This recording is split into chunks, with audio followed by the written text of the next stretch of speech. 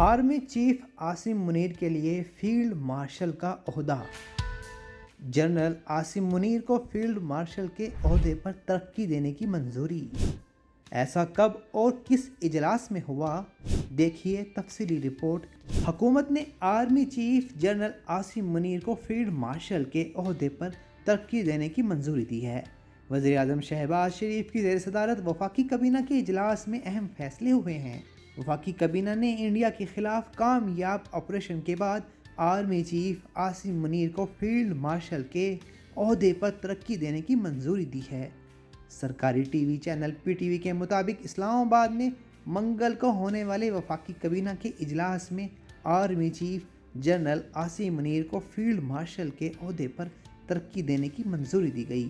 Syed Asim Munir 4 star rank کے general اور موجودہ چیف آف آرمی اسٹاف ہیں۔ وزیر اعظم پاکستان شہباز شریف نے 24 نومبر 2022 کو 3 سال کی مدت کے لیے ان کا 17ویں چیف آف آرمی اسٹاف کے طور پر تقرر کیا۔ عاصم منیر وہ پہلے چیف آف آرمی اسٹاف ہیں جو MI اور ISI دونوں خفیہ اداروں کی سربراہی کر چکے ہیں۔ جنرل عاصم منیر کا نام نہ صرف پاکستان بلکہ سرحد پار انڈیا اور دنیا کے مختلف سفارتی دارالحکومتوں میں بھی ایک بہادر فوجی کے طور پر گونج رہا ہے۔ انڈیا تو ان کی دہشت سے اتنا کانپ اٹھا ہے کہ اس نے فوری طور پر جنگ بندی کا اعلان کیا۔ راولپنڈی کے علاقے ڈھیری حسین آباد سے تعلق رکھنے والے جنرل عاصم منیر پاکستان کی فوج کے ان افسران میں سے ہیں جو آفیسر ٹریننگ اسکول کے ذریعے آرمی آفیسر بنے۔